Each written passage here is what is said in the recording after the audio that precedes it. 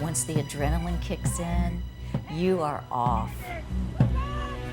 Your heart's pumping and it's like, "Ugh." I can pull a little bit more. I'll get to the end. It's euphoric.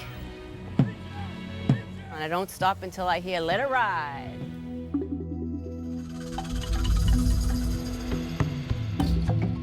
Once the battle starts, they become warriors.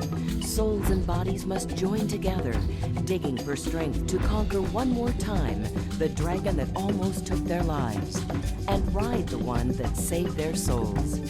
It's their biggest race. They're celebrating life. They are conquering the dragon.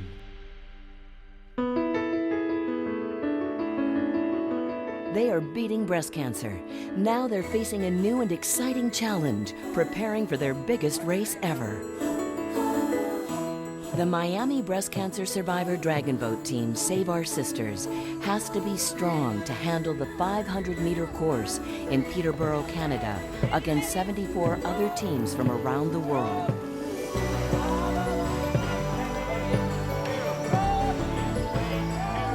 This is the first time that we're going to go outside of the United States to compete, and that's a huge thing. I mean, 2,000 breast cancer survivors, you know, in teams. We've never been up against this many breast cancer survivor teams in the past. So it's really exciting for us. Canada's going to be a spectacular event, and I really want to challenge myself to get really fit and strong for it, and also for my sisters. SOS trains twice a week on Biscayne Bay. They know how important race strategy is. Strong starts, a steady race pace, and a solid finish.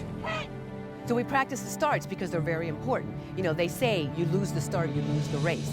If you don't get ahead at least by an inch or less in your start, you're not going to win the race.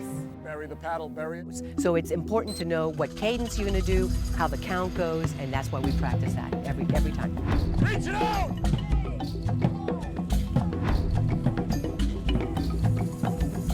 A start involves listening very precisely, being in tune to the commands.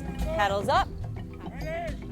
Attention please, digging it down deep into the water, and when that gun goes off or the sound of the start, you gotta pull with all of your might. You gotta pull water.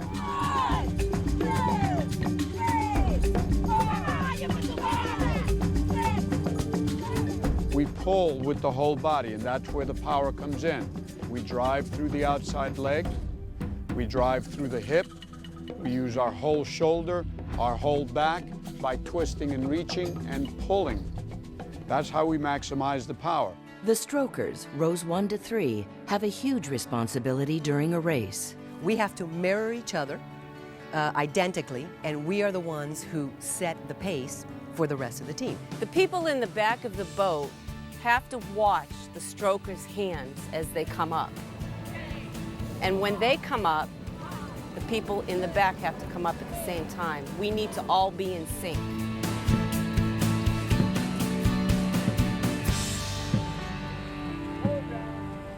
Victoria Jackson is one of the team's strokers. While still in her 20s, she already knew she had to be alert for breast cancer.